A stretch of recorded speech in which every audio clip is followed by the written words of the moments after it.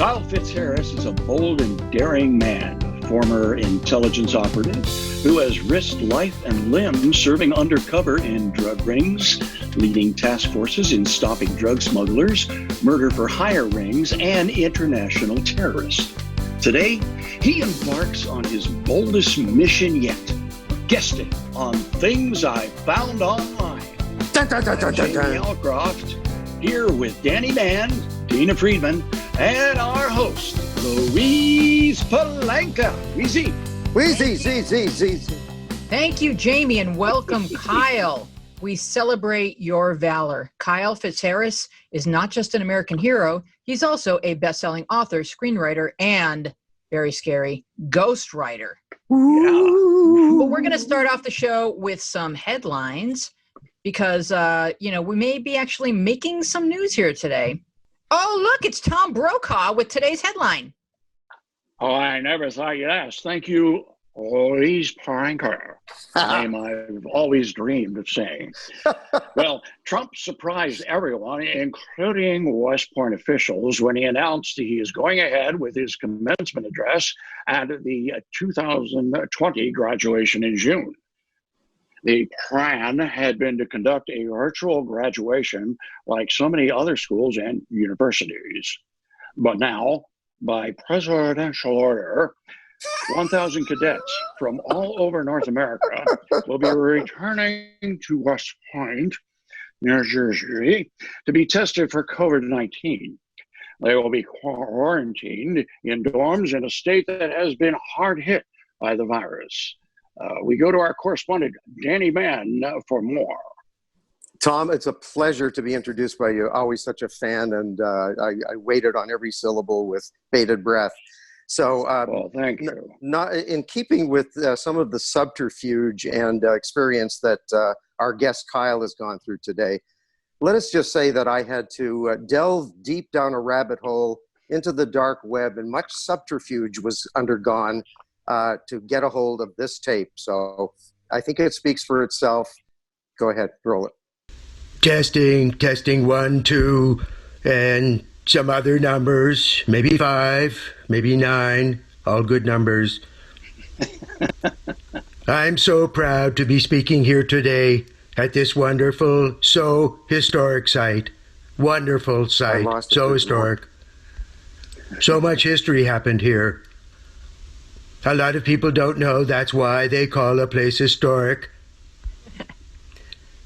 It was originally called Fort Arnold for that great American hero, Benedict Arnold, who invented the egg and then went to England and invented the Cumberbatch. And that's how our great American pilgrims had vegetables on the Mayflower before they went on to invent the historic moving van. Great American business. So other pilgrims could immigrate before I closed the borders. Good move. It was later renamed Fort Clinton because the Hudson River is so crooked here. Very crooked. Crooked part of the river. Check the emails.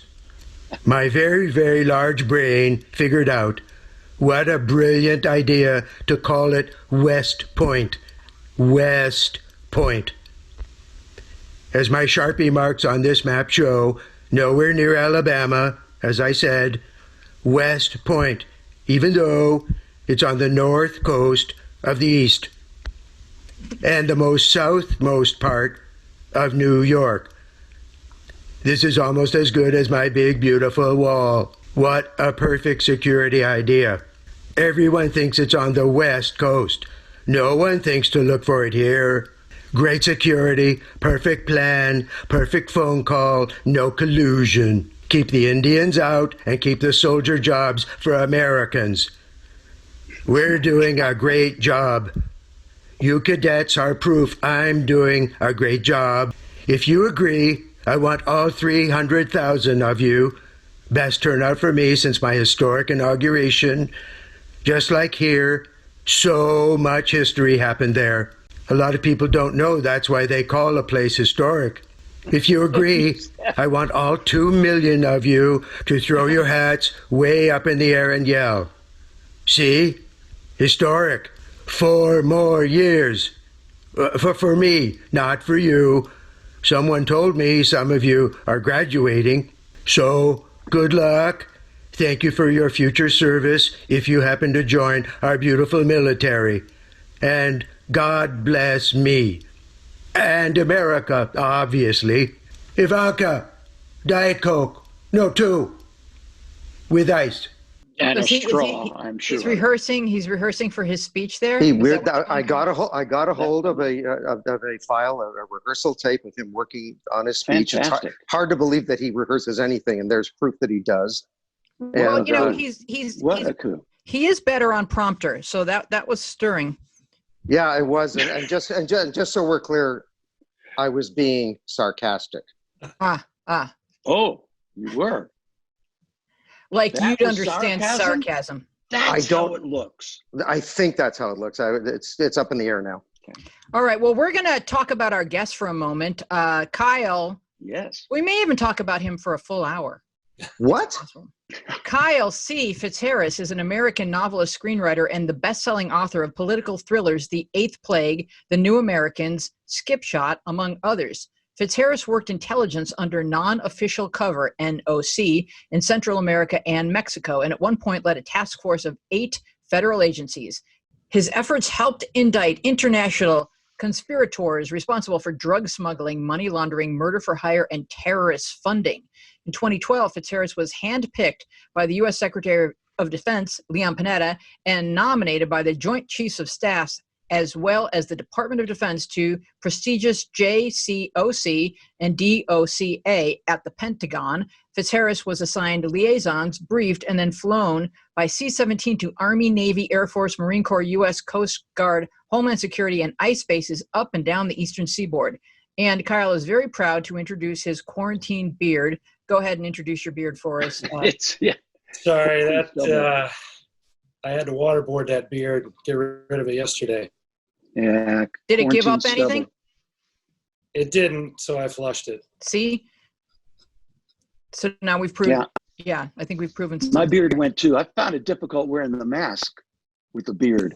Because the beard, the inside of the mask would fray, and I could make like cotton candy with my tongue. It's kind of redundant, though, isn't it? Because you could just have a mask that's painted like a beard. You could. That would be very smart. Oh God, that's a great setup, Jamie. I don't know if I'm going to touch it. I'm going to do that. Go ahead. Yeah.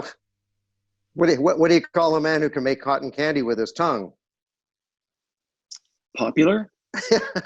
Darling. I don't know. It's a woman telling the joke is better, but you know what I'm saying. It doesn't sound wise in these COVID times. No. Kyle, let's travel back to your childhood. You're such an intriguing figure to us normals. I don't know what you call us civilians, or you guys that are accustomed to feats of daring do. You must have some sort of term for people that live pedestrian lifestyles. But I want to travel back to your childhood and ask you if you grew up dreaming of danger and daring and adventure and this type of thing. I grew up fairly normal. I'm actually originally from Chicago. Moved around a lot in the Midwest, Kansas, Nebraska, Colorado, Texas, Florida. Spent a lot of time in all those places. My father was a captain in the Army. Oh. He led some intelligence missions, trips to like the Marshall Islands to test the bomb during Dominic 1 and 2. Those were operations. So he's an atomic vet, but went on to work for General Motors. And as much as you travel when you're in the Army, General Motors could probably easily stomp that by about 3 times. So we were moving 2 or 3 cities. Yeah. Yeah. 2 or 3 cities every year, maybe. Wow. A little like that, but quite a bit. And then I landed in Southern California when I was 17. Spent a year here, then went back to the University of Nebraska to do my undergrads. Turned down a full ride to Cornell to play football and then blew out my knee within about 6 weeks. But no, I had a normal childhood like everybody else. All the kids growing up in the 70s and 80s, and used to go to the cinema on Saturday morning, spend the whole day there. Run around. We didn't spend a lot of time at home. Were you in? Did you join the military? So I did not have the honor, or I cannot say I had the honor to ever have been part of the U.S. military. But you served in other ways. But I did train with many of them, serving as I did through intelligence, really is more governmental work. So what's your entry point, Kyle? Yeah, exactly. My entry point was in 1986, 87 under Reagan. I had answered an ad. I'd been writing a little bit, and we can get back to that, but I've been writing a little bit, and I actually saw an ad for Central Intelligence. And I thought, I'm a smart enough kid. I'm a U.S. kickboxing champ. I've got plenty of training. I know weapons. I'll give this a try. So I did up a resume, a CV, sent it in, and lo and behold, got invited to a little clandestine meeting in Torrey Pines. And back when El Toro base was still in, I think it was Southwest Riverside County or San Diego County, they had handlers that would come up from the agency, and they would interview people. And long story short, I was one of those interviewed.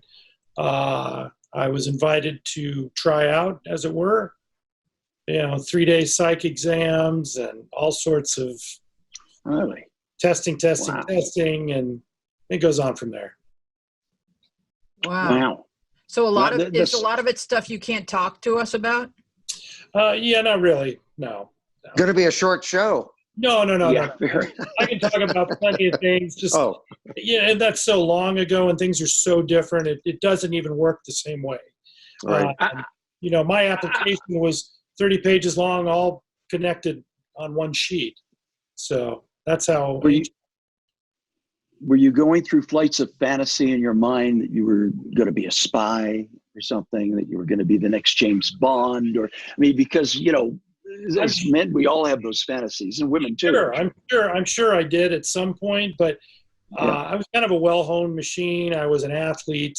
I had gotten into, I was a Golden Gloves boxer young, and then got into karate, martial arts, still in the late 70s. And I started training with a sensei of mine, and then another Korean mentor of mine who ended up being one of the coaches for the 1984 judo team, which is the first time martial arts had ever come to the Olympics.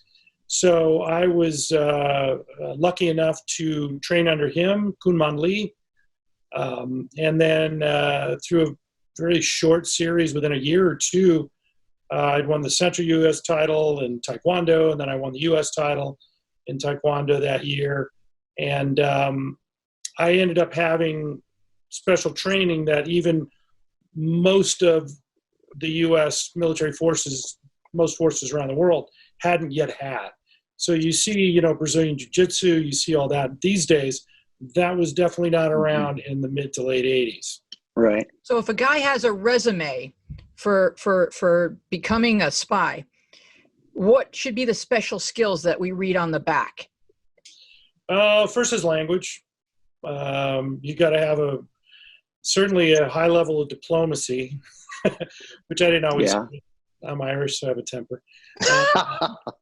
You have to be able to yodel. Yodel. Yodel. World knowledge. He wasn't spying for the Swiss. If I would, I'd have a few bank accounts. But I like. Yeah. But what you're telling us is the skill set is very well rounded. You have to be intelligent. You have to be confident physically. You have to understand how the world works. You have to be good with people. You have to be a good read of people. You have to be able to contain and control very rigorous emotions and appear calm, even when flustered, I would imagine. So these are probably some paces that they put you through, and then they're taking notes to see how everyone does when rattled. Am I correct in that? Yeah, absolutely. You're absolutely correct in all those points that you hit on. Most importantly, reading people. I still have my girlfriend is ex-Army, so that's one of the reasons I think we hit it off so well, is that she can see whenever I'm taking 3 or 4 seconds to read a situation. I walk in a room, I see the points up front, where the vulnerabilities are before I even walk in. I listen for different accents, and if I hear them, I may migrate to that area, see what they're talking about. Old habits die hard. But yeah, that is, and what you were pointing out are all skill sets that you have to have. You have to hone them. They do put stressors on you when you are going through the vetting process, which is quite a long time, by the way. It's years. Wow. Vetting process can take quite a bit. It depends on where we're needed and where your strong suit is. Mine was actually Eastern Europe and not Middle East. And at the time, Middle East was still off the radar, except smoldering north. Yeah, so I ended up kind of bumbling into what I created as an operation because of what I learned on a invitation by a bad guy, expatriate, down to Central America. And I'd spent a lot of time in Mexico and throughout the Caribbean and Central America. I'd later spend time in Europe, places like that. But that was a hotbed of activity during the 80s, as you can imagine. And it kind of morphed into the drug wars and who are the bad guys, what are they doing, where are they producing, and how can we fuck it all up? Wow. Would you say that you have a higher fear threshold than normal folks? 110%. And people that know me would laugh at that. Although, I still have a great deal of PTSD too. When you get to a level, when you live under stress for so long, you find it hard. And I have never compared myself to servicemen and women, especially in country when they're in the Middle East or when they're in hotspots, action zones.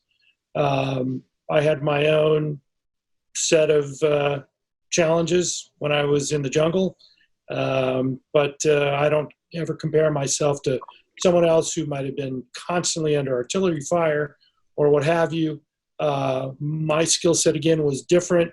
I didn't have group support, so I'm what they used to call fire and forget. Drop you into a country and hope you make it out. Jeez. Wow.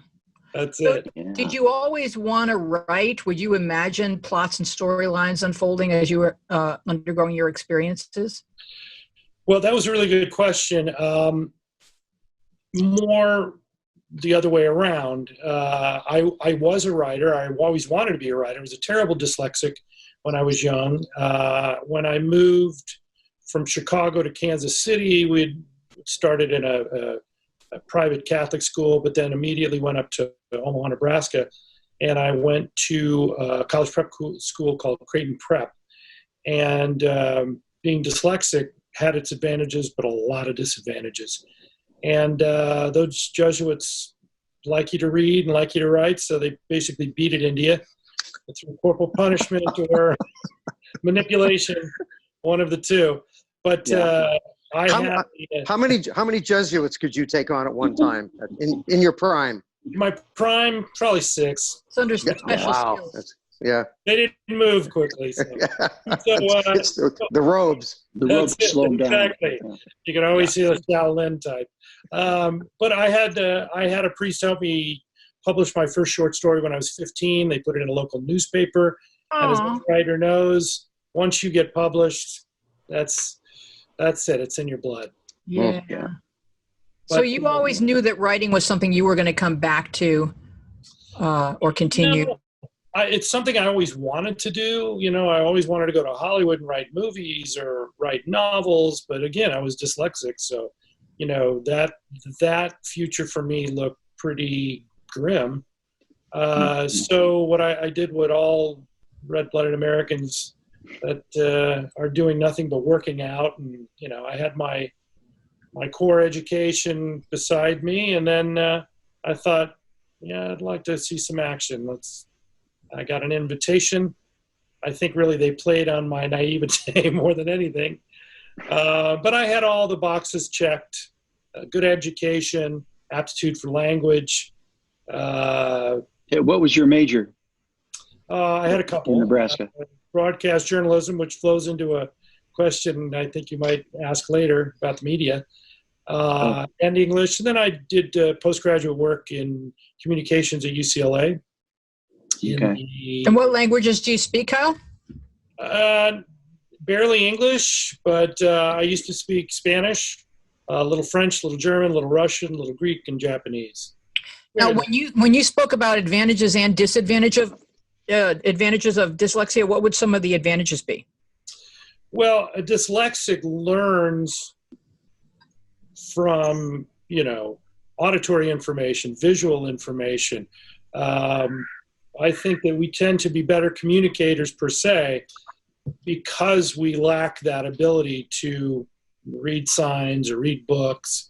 I got over that. I mean, I worked my way through it with plenty of tutoring and plenty of help, as most dyslexics do. But having a base like that, and back then when I was growing up in the Midwest, especially in Kansas, I would spend summers on Indian reservations.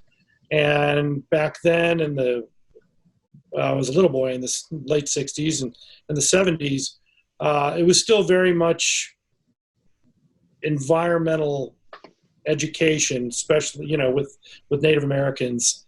And you could learn so much through the weather and the climate and how things are going there. You have a kind of a basis of what the world really is. And then from there, you graduate to book knowledge and street smarts and things like that. Mm-hmm. And it was a pretty rough time back there. I lived in some really tough towns: Chicago, Kansas City, you wouldn't know it, Omaha. Back in the 70s, it was all pretty poor and dirty all around the U.S. for the most part. So it was a lot different. The things that we used to do on a daily basis, you'd get thrown away for 10 years, doing. Oh, wow. I probably had 3 nose surgeries from fighting before I was 17 years old.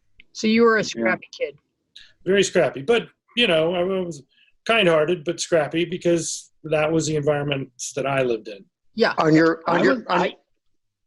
best day, you versus Billy Jack, who wins? My idol, Billy Jack? Yeah.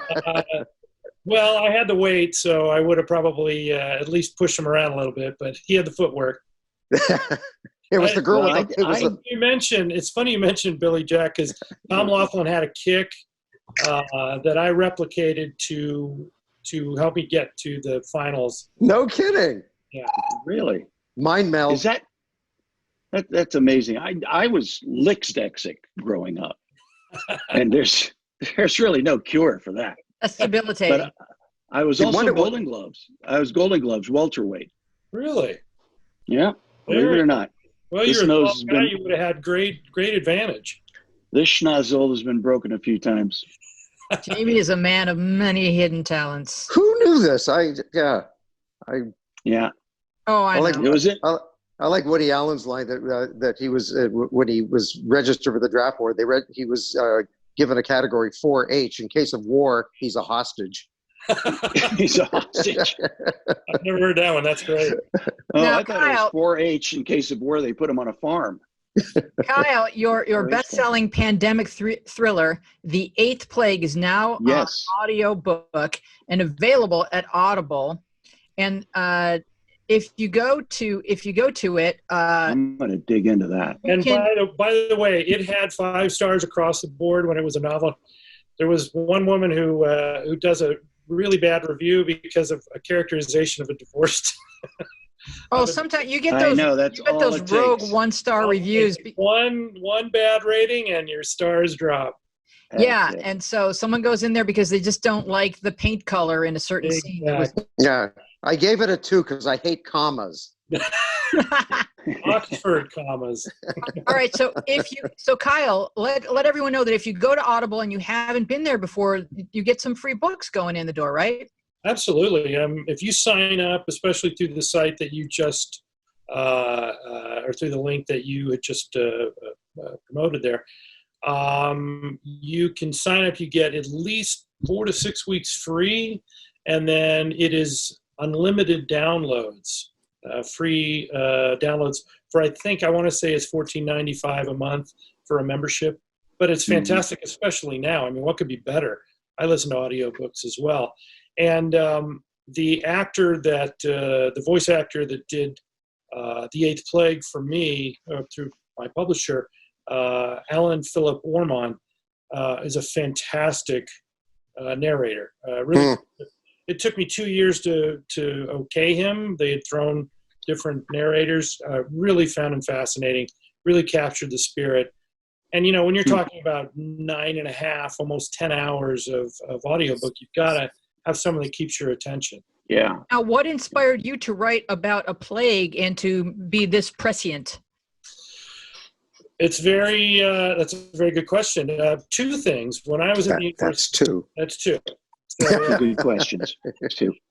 Two very good questions. And I'll circle back to the second, which would be experience down in Mexico and Central America. But the original, the germination of the story was when I was at the University of Nebraska in 81, 82. And I had come across some research I was doing on microfiche, if you remember what microfiche is. Yes. And isn't that like a guppy is a microfiche? Very much smaller than guppies. You only find them in sushi. So, so this article was a very small article, but it was about a protest in the 50s. Americans weren't really protesting in the 50s to the extent that they were in the 60s. But this was during the Eisenhower administration about the fluoridation of water. And it would come out later that Russia had over-fluoridated their water, and people had lost teeth, and they were getting rickets and all sorts of horrible diseases. And at the time in the 50s, people were like, well, wait a minute, we don't know what you're doing to our water supply. We don't know what this is. Can it hurt us? And it was kind of a germination of a story. I wrote a short story. I believe I published that.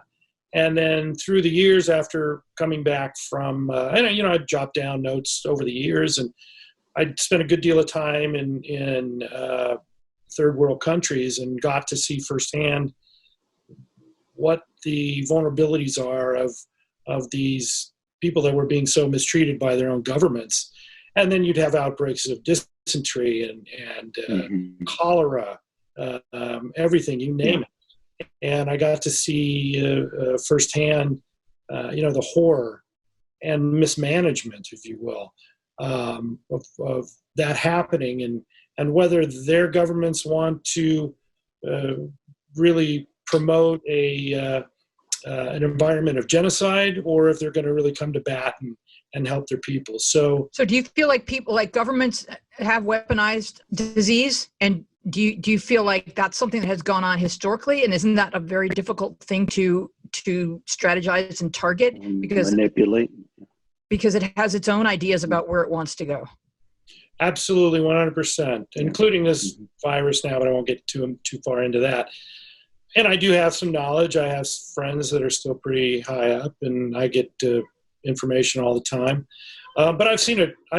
And, just cutting off a water supply or cutting off a food supply to a small area or harvest,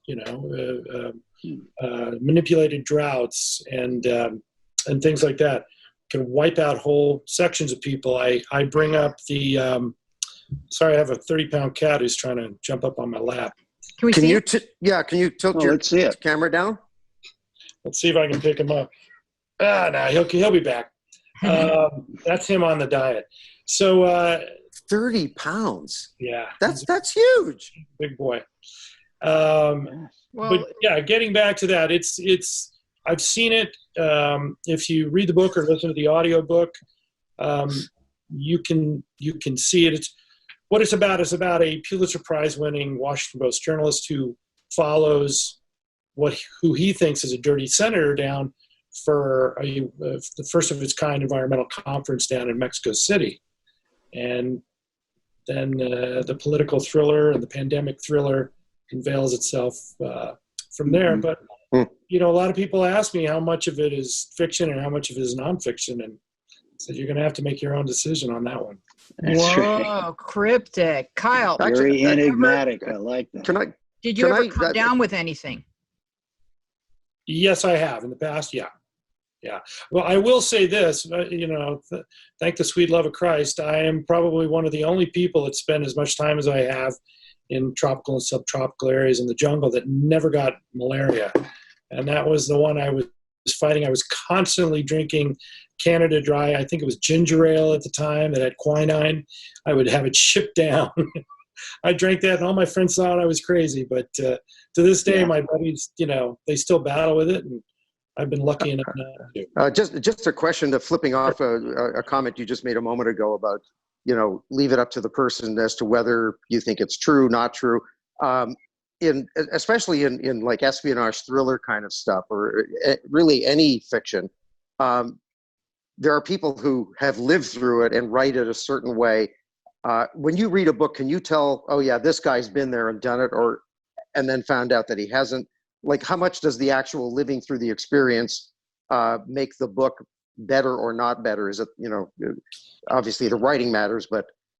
That's a great question. And I can absolutely say, yes, I can see that. And also to your point, I was brought in a few years ago to take all of Brad Thor's novels and make them into films.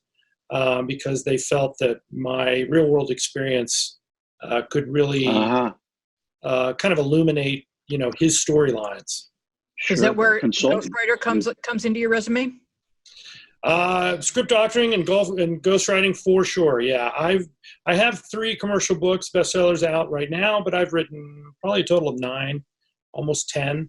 And you are currently in negotiations to adapt your first 2 best-selling thrillers, The Eighth Plague and The New Americans, into films with an award-winning producer. How much of that can you talk to us about? Well, I can tell you that I've already had a handshake deal. Everything was in motion, and then 2 days later, the quarantine hit. Boom. Yeah. It was literally the best week of my life in terms of writing, and that was a week before quarantine. And then the 9th plague hit. Then the 9th plague hit, exactly. That's right. Exactly. That's going to be an interesting premise after this whole thing, is people that were on the verge of something incredible when this hit, and then it just altered the course of their history, obviously humanity. Everybody's, but some people just were going along and now it's just a little bit harder. Other people, it was like a huge pivot. Right. Well, I'm also involved in Space Force into a rocket that was scheduled to go up, as well as a new clean energy project, which hopefully that will really take over the world. But again, all of those things were on par to happen in March and April, and now, with divestment and people losing so much money, who knows what's going to happen with. And I take it with a grain of salt. I'll be 57 in May. Been through a lot, been shot, been stabbed, done it all. If if I don't get this deal, I'm not going to lose any sleep. Kyle, hit us with one great story about being shot and stabbed. Raise your hand if you haven't been shot or stabbed. Anyone else?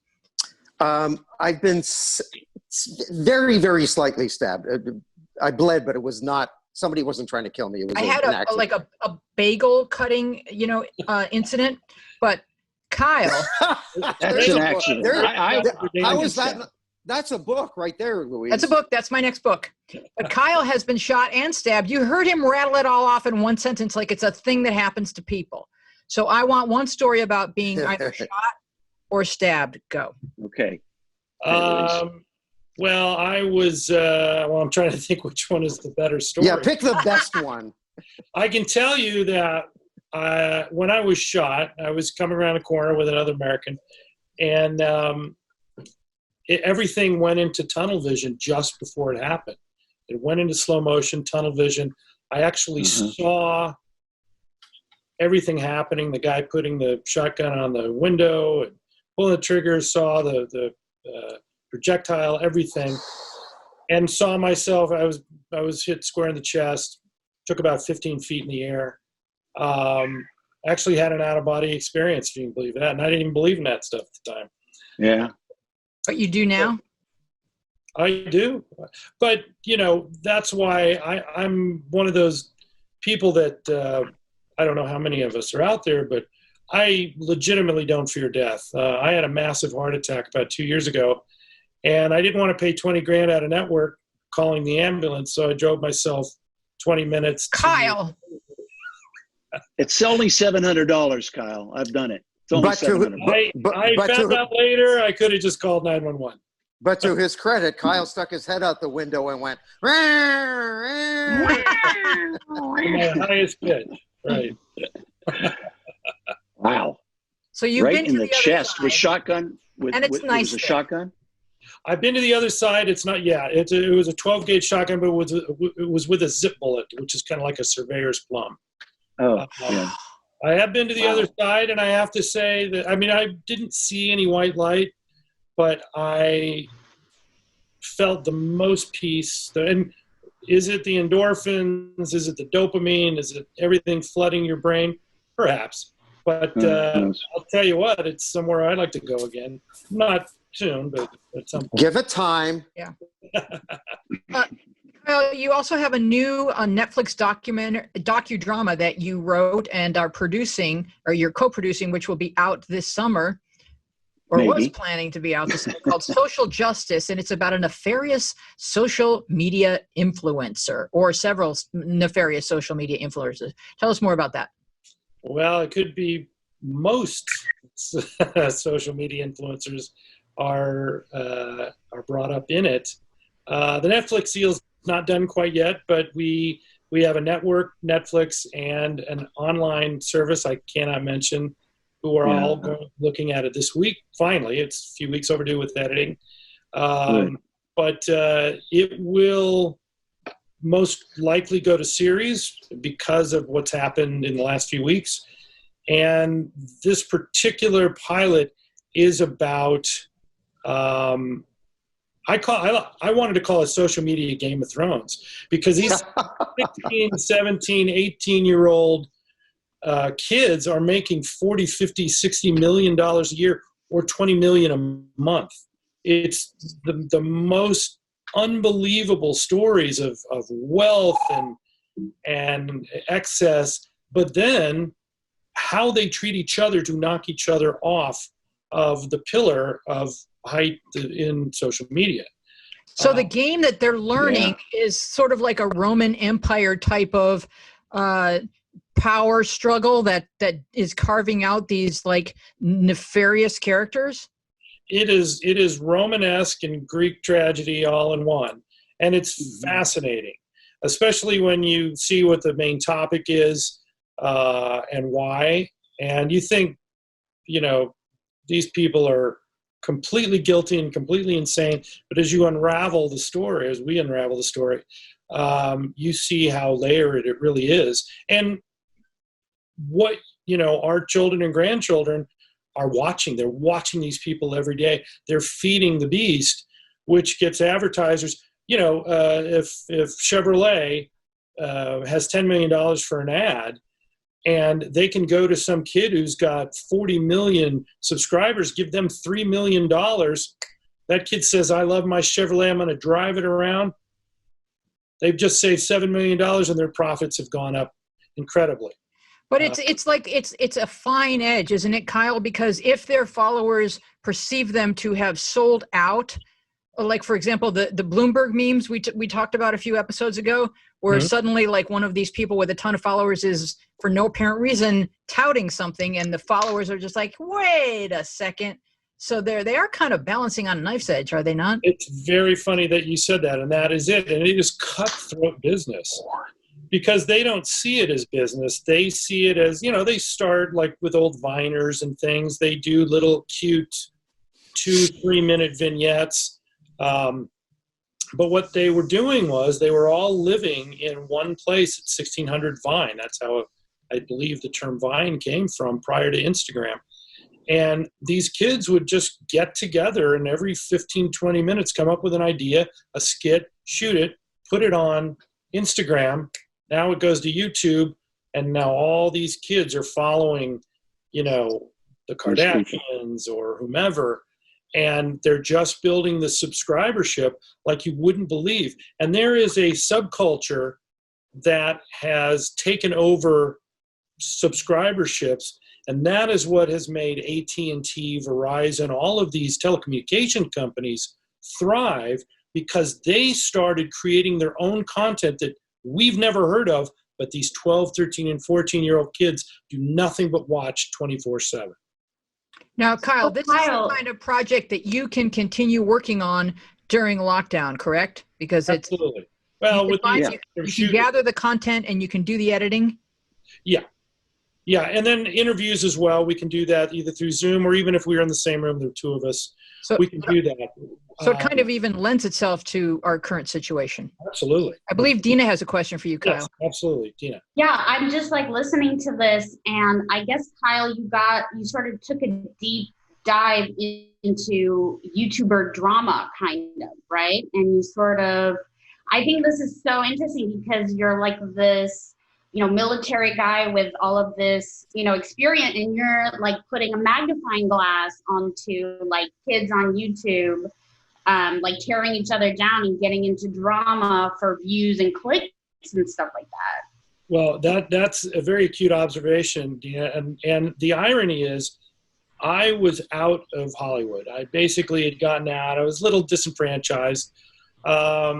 My books hadn't been made into movies. I was having fun. I still make money and do my thing.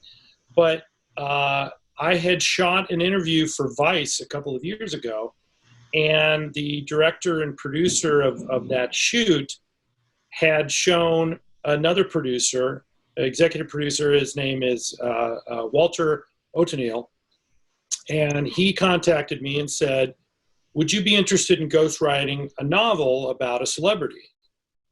And I said, "Yeah, sure. I've done that many times. Sure. Politicians, celebrities. Sure, I can do that. Ghostwriting's easy. And it pays well." So I went to the meeting, and somehow it morphed into a TV show because I saw what elements were there. And I said, you've got to get this out. This is fascinating. This is, like I said, Roman and Greek tragedies all rolled into one. So, I was asked if I'd like to write and co-produce it, and Walter O'Tonnell, he's fantastic. He produced Lincoln Lawyer and a soon-to-be-released feature called The 10th Lodge. Much younger than me, but the best producer I've ever worked with.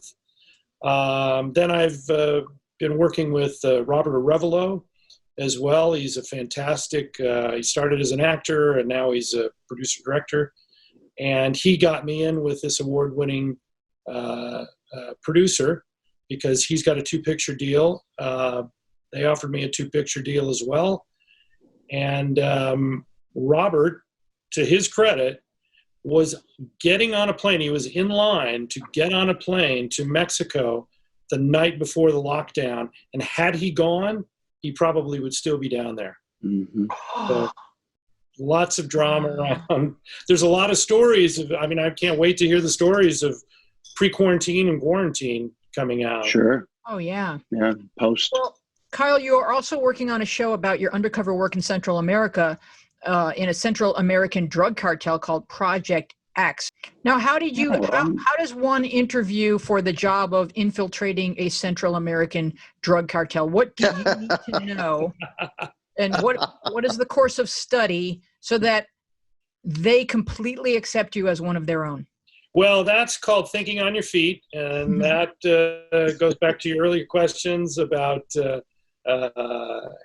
what kind of training not only do you have to have, but you have to gain. And I think it comes from life.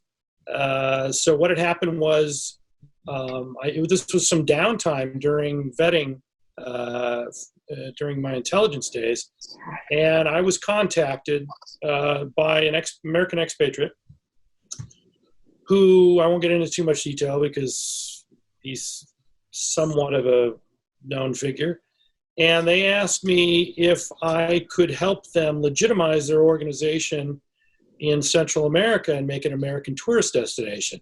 Something smelled a little off, and I said, sure. So they said, well, here's a ticket. Go down to Mexico City. We'll meet you there, and we'll send you a private plane, and we'll fly you into the jungle at our non-disclosed compound.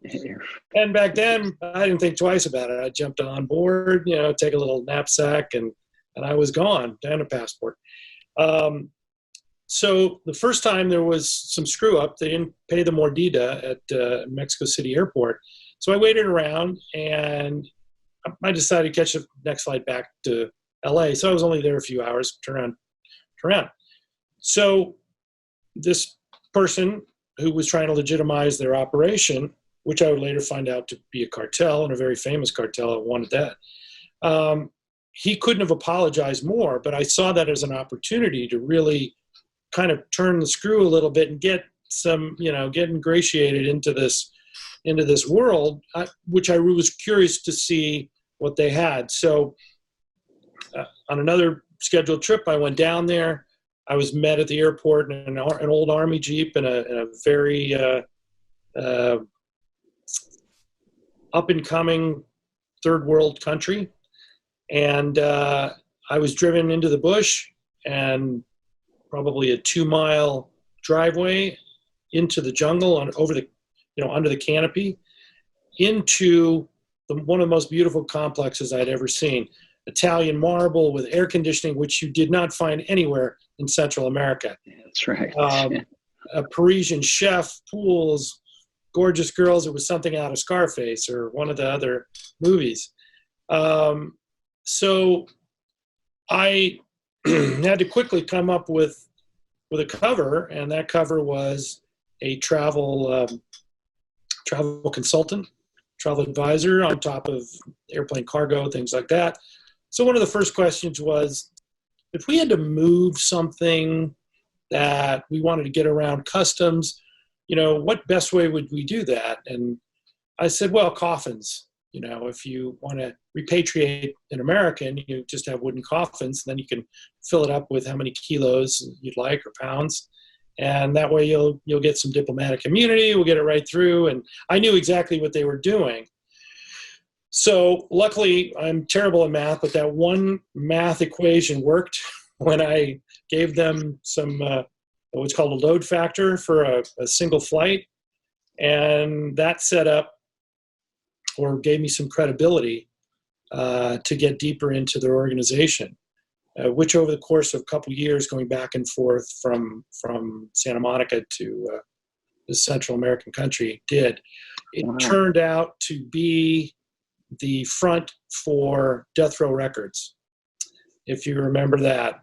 And Whoa. It ended up kind of morphing into the Tupac and Biggie shooting and the Rampart scandal, and I was in the middle of all of it. And needless to say, I had no idea at the time, but things got a little dicey. Wow. You've got so many books in you. Yeah, really. Yeah, that's exciting. Talk to us about Human Hunters. Human Hunters is fantastic. I don't have much to do with that except where I'll be producing the show. Or at least we're scheduled to do that, and probably writing.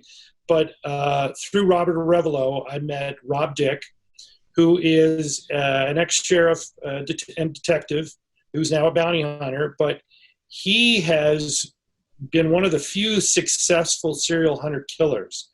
And he'd been putting together this crazy notion that 9 serial killers from the 70s to now had actually worked in concert with each other or had known each other in Sacramento County at some point. And we're talking about Cary Stayner and Shermantine and the Golden State killer who they just caught recently. All of these serial killers came out of the same area. Charles Ng, if you remember these cases. So Rob, when he was a sheriff, had caught one of these cases, as they say, and he ended up finding the first two bodies of these two serial killers that had been in prison. One of the things he had done when social media was just getting started was he created a fake account and he started a dialogue with one of the serial killers and got incredible information. He found two bodies. He ended up finding 4 more bodies of other serial killers, but he thinks he knows where 150 bodies are buried. And we're talking 150 missing persons cases, including children, I'm sorry to say. And that is the show that we're putting together. He's already been on Discovery a couple of times, some other shows. He's really a dedicated law enforcement officer, and though now not as official as he was, more determined than ever, and I have the utmost respect for him, and can't be more honored to be a part of it if I am, and I will go to the ends of the earth to pull strings and get my friends in high places to dig up these places that we think are these bodies are buried. Wow. A question, interesting, as you talk about the various projects, and there's so many of them in the life you've had, how do you balance that with your own kind of home life or family life, or I don't know if there's kids, if you have kids or not, but like, how does that balance off, like, playing a game on the floor with a kid and, oh, just a second, I've got to talk to the serial killer for a second, I'll be right back. Like, my daughter, I raised my daughter, and when about 2 years ago, she decided, I think I'll go hang with my mother for a little while, which she spends most of her time there now. She's 16. Her mother is of Indian descent, so my daughter has a lot of smarts that I cannot take credit for. She's in college right now. She'd been invited to Stanford and Harvard to spend the summer in the medical Congress that they have. wow. And to be a diplomat, and bless you. And I couldn't be more proud. She still takes some high school courses, hasn't graduated technically, but she's already been in college for about 1.5 years, almost 2 years. So Fantastic. yeah, she's just a few miles away, and I see her all the time. But Do you ever find, though, that you're in some normal situation or talking to some people at the grocery store, and he's an accountant, that guy's wife she's a gardener, she does this, and like when it comes to you, it's like if they knew, they would like, what? Like where you feel like I can't tell anybody who I am, or they'll just explode. Well, it's funny you say that, because I look at myself, and certainly no hero, nothing like that. There are heroes out there. I am not one of them. I was just a cog in the wheel. I did my part because I had a duty. I felt I had a duty. I still do. I live a pretty monastic life, pretty quiet. I have a beautiful young girlfriend who is a nurse, so if I have another heart attack or anything like that, she's right there to take care of it. So far, the only thing that doesn't fit well is the 30-pound cat. I'll get him. He's right here. If I can pick him up. All I can picture is that he eats 5-pound mice. He's 30 pounds as of the diet, by the way. Don't forget that. Oh, yeah. Jeez, Dina has some questions for you, Kyle. Up here. Come on. Okay. I'll try to swing the camera over if he jumps up here. Come on. All right. Go ahead, Dina.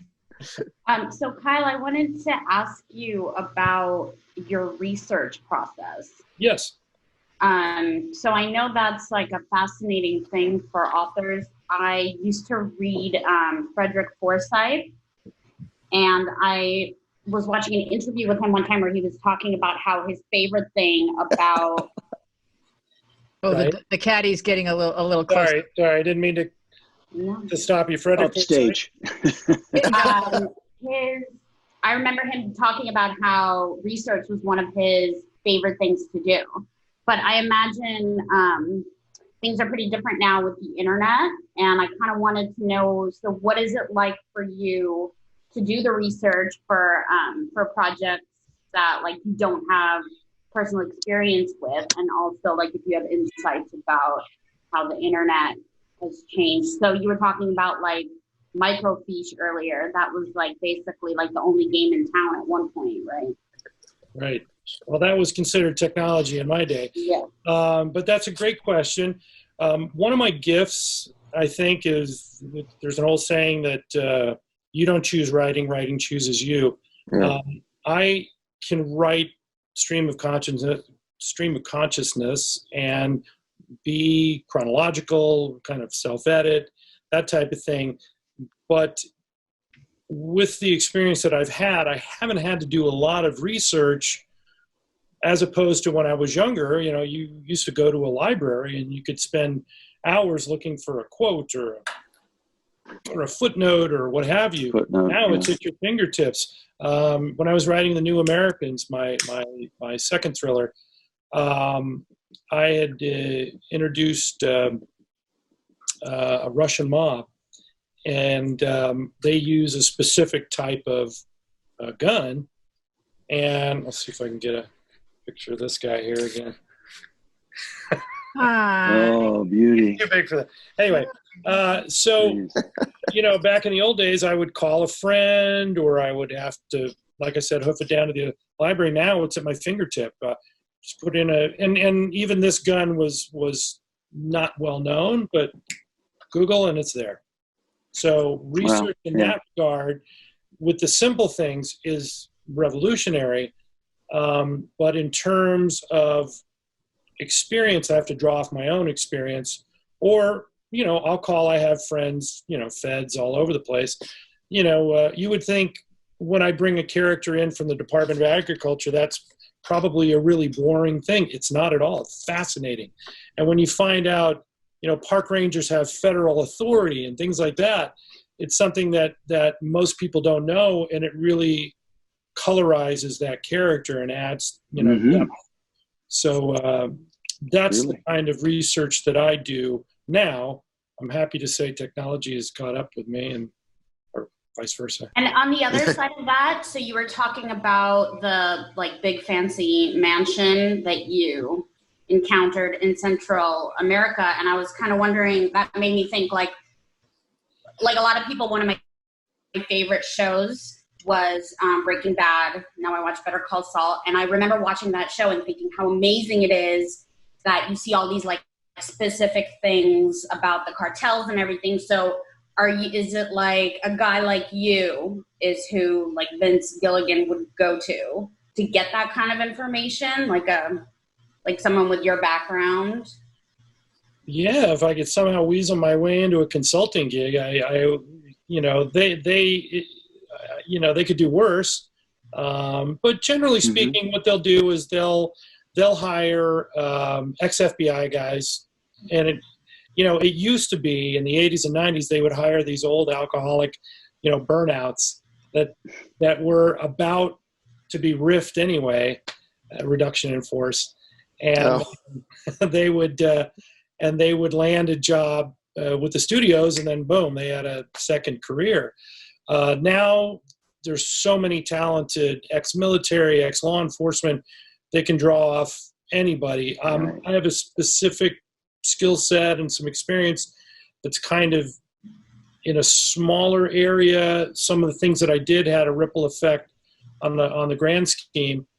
But yeah, they might call me in, especially if it came down to the type of cartel I was in. I was in a cartel that was not only laundering drug money and murder for hire contracts, but, you know, cocaine and everything coming up through Colombia. So there was a Cali cartel and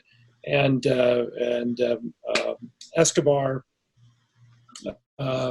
divisions coming through Central America. And what they would do, which is incredibly fascinating, I can't believe I haven't written about it, is that they kept Radio Shack in business for 10 years longer than it should have been, because they had an operation working on CB radios and walkie-talkies all the way from South America to El Paso, Texas, and Arizona. Do you find that Thank you.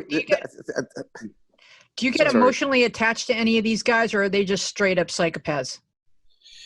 Well, in my show, you'll see some of that, and yes, I do, and I have to tell you that the emotional toll as a human, you lose your humanity to a large extent, and you have to. You know, if you're working intelligence and you have to turn somebody, you're turning that person into a traitor for their own country. Mm-hmm. You're deceiving someone with a cover that you know that person's either going to be killed by their own people, killed by us, thrown in jail, or disposed of by their own government. So it is not it's not something you take lightly, because those souls are on your conscience. Now you have to weigh, you have to balance the good versus evil, good versus bad, ultimate good versus ultimate evil. And what I was seeing was all the drugs coming up, especially my route was through Colorado and Denver and Chicago. And I can calculate how many people I probably saved, how many people I certainly cut down and reduced the numbers of addiction. But then again, at the end of the day, I'm probably a drop in the bucket. And what I did was not necessarily earth-shattering, but for that time period, I think it might have been helpful. I'm sure it was. Danny, you had something. Sure it was. After that, no. Yeah, I know. It's just blown away. Yeah, really. I got to tell you, Kyle, in all honesty, doing stand-up was never as intense as that. I don't think I've ever had experiences that can be on the level with what you've Jamie, been through. I've known you when you were with Mac and Jamie, so I met you 40 years through Chrissy Francis Dryden back in 80. I don't know when it was. And 81. 81, yeah. So at the time, I wasn't even done with a lot. I was still coming back and forth, and that's what I'm realizing. Listening to you now that you were, you were in Santa Monica, and then you were taken off into the Mexican jungle or the. I would shoot down Lincoln and get on a plane all the time. Did your friends know what you did, Kyle, or did you had some cover story? They still don't believe it. My family doesn't either. So I can picture Jamie is like, he stood us up for dinner again. And you're going, do I say cartel? do I say cartel, or do I say I had a cold? Well, as I mentioned in the show that's coming out, is that I got called in to an specific office in the federal building at Sepulveda and Wilshire, and somebody threw down a copy of Rolling Stone. And I said, what's this? And they said, read it. And it was like 12 pages. And I said, just give me the summary. Why am I in your office? Well, somebody had written a story, and my profile had come up in the story. Not my name, of course. And this was in the early 90s, I think. And by the time all that damage was done, because I was still, I was a federal grand jury witness, you get subpoenaed. I had 8 federal agency handlers. Every handler is trying to push and pull you, try to get you to wear a wire. I told them, I don't even wear pants. I'm in the jungle, let alone a wire. You have to crib note. Where else? Yeah, where else can we put it? Where am I going to put it? Where am I going to put it? What did your friends think you did, Kyle? What did they think I did? They thought I was a struggling writer who spent a lot of time at the Irish pubs when I was around. I helped friends out. I had a nice place in Santa Monica, big place. So I always had people staying there. It was very convenient. They never knew that. I'd let them stay for 6 months. They thought they won the lottery, and I had somebody watching my place. So Jamie, did you guys ever sit around and go, do you think Kyle's a spy? No. That's what I'm saying. I don't think we ever did. I thought the connection was through Mac and Taekwondo. Maybe. Oh, right. That's what it was. I met Mac through Chrissy, his ex-wife. And Chrissy was a showrunner for David Letterman. She was a talent coordinator for the Letterman morning show. Yeah. Yeah. And I had a house. I bought a house back in the late 80s, down in the Temecula area, Murrieta, above the wineries there. And I found it a fascinating place, and her gang used to come down and spend the weekends there and just go wine tasting. And then I would come up and stay with her and her friends in Hollywood and go to the China Club, that type of thing. But no, I always kept that at arm's length. Nobody knew, Yeah, you just come back to Santa Monica to reload, and people then head back to the airport. When people started to find out or think they've read, to this day, they're like, no way. See, that's great. That's great because they won't believe it when they hear it anyway. That's right. All right, Kyle, let's talk about the Wounded Warrior Project. Yeah. So, and I'm glad you mentioned that. So I don't work so much with Wounded Warrior Project because I have to tell you, years ago, I was one of the first whistleblowers when I saw a lot of malfeasance in that organization. They've since turned it around, and it's a fantastic organization. But I ended up having to go with Gary Sinise, contact Gary Sinise. His brother was a friend of a friend, and we got together, and he helped me out of a bind when I had gotten onto a board of a philanthropy board with some comedians and actors called Hollywood Prep, a bunch of guys that had gone to school, this Catholic school in Omaha. And there was some real screw-ups with Wounded Warrior Project, and they really just wanted money at the time. And they weren't doing anything for our warriors. So I contacted the Gary Sinise Foundation. He put something together right away. From there, I met a man named Randy Alley, Alley, and he is a prosthetist. Say that 5 times fast. Good luck with that one. And he gets money for it. And he gets money. Oh, that's something else. And the government pays him for that. And he owns Biodesigns, which is probably the greatest, most comfortable place on earth for amputees to go and get fitted for prostheses. And we started working together. He wanted to get into the military end of it, which I have great access to. I wanted to do my part in helping not only amputated men and women in the U.S. Military, but civilians as well. And he had not really been able to cross into it, so I started bringing him to Quantico and places like that, Tampa. We got to be good friends, and he had a patient who had lost his dominant right forearm, his hand up to his mid forearm, in Jalalabad. He was a captain in the Army, young guy, big guy, 265, and lost a good chunk of his right leg as well, though he still had it. And this guy had the best attitude you could believe. So Randy had been fitting him, and I asked if we could bring him along and talk to other Marines and Army and whatnot. And Randy is such an experimenter that he has a non-invasive, what's called osteo-integrated. It's non-osteo-integrated. It's basically vacuum sealed. You put on a prosthesis, give it a few pumps, and it seals with the flesh and bone. And that way there's not what's called a bucket system where that bone is just banging up against the sides. So because of that, the brain in these amputees is telling these people that their arms are back or their legs are back. It's fascinating. Can't wait till studies are being done about it. And from there you can make hands and make legs. And his patients are quite famous. He's been on Good Morning America many times. The gal who lost her arm to the shark, the surfer. So we got to be very good friends, and we travel around the country. And when we had Captain Duvall with us, I got to watch in real time. I mean, if you saw it, you would have wept openly. We had a very frustrated Marine come up to us at Quantico, who was one of the volunteers there.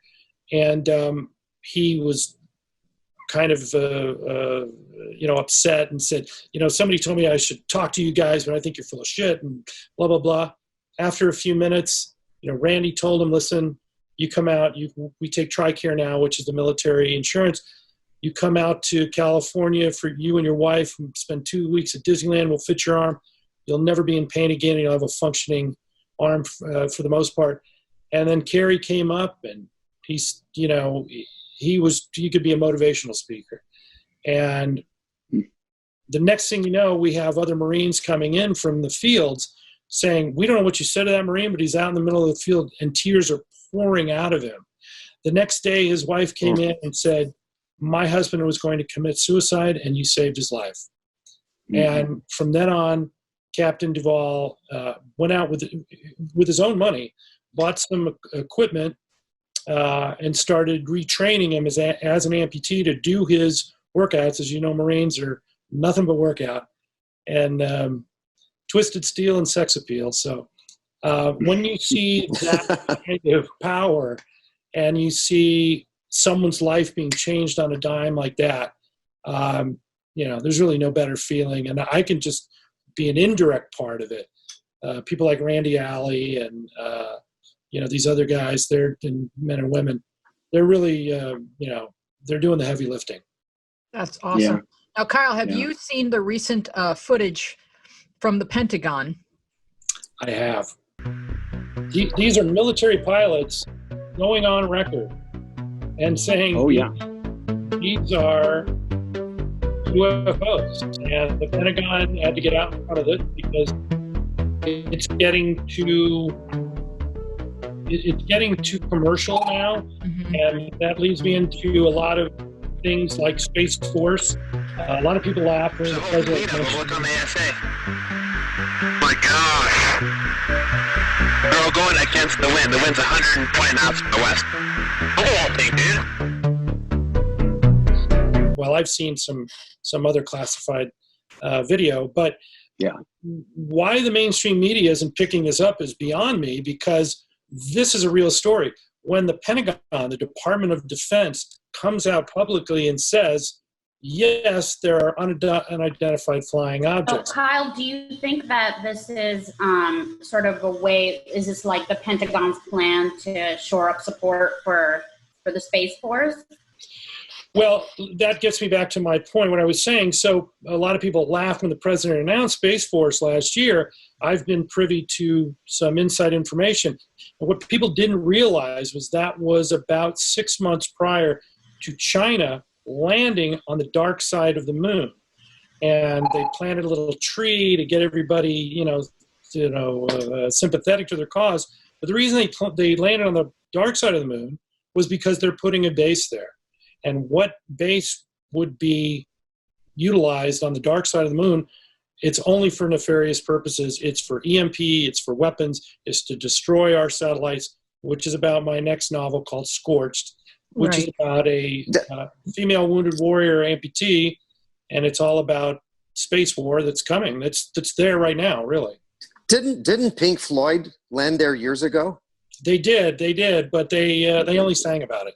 They built a wall, which maybe Trump would be interested in. Beautiful wall. Beautiful wall. All right, let's close with this. No education. Danny, you found a meme online, and I think it's also pertinent to today's headlines. It's first of all, it's Kim Jong-un, and he says, "If I die, I want Hillary to get all of my pantsuit." If I die, I want Hillary to get all of my pantsuits. See, I was channeling Jamie doing Tom Brokaw. I was going to say, Danny, that's not Hillary. No, I don't think any of us know how to do a North Korean accent, because we've very rarely actually heard a North Korean speaking English. So that would be a good accent to learn. And as a dialectician, Jamie will back me up on this. Anybody that tries to do North Korean, you totally slip into a South Korean. Totally. Always. Kyle Fitzharris, we would like to thank you for joining us on this treacherous podcasting mission. Our panel is Alcroft and Danny Mann. Our producer is Dina Friedman. Our tech team is Thomas Hubble, Lane McFadden, Francesco Demanda, and Michael Telep. Our sound mixer is John Maddox. Our webmaster is Bill Filipiak. I am Louise Palanker. We will see you next week. Please look up Kyle Fitzharris and find him online. There's so much he has to offer you. Be safe, be well, be kind.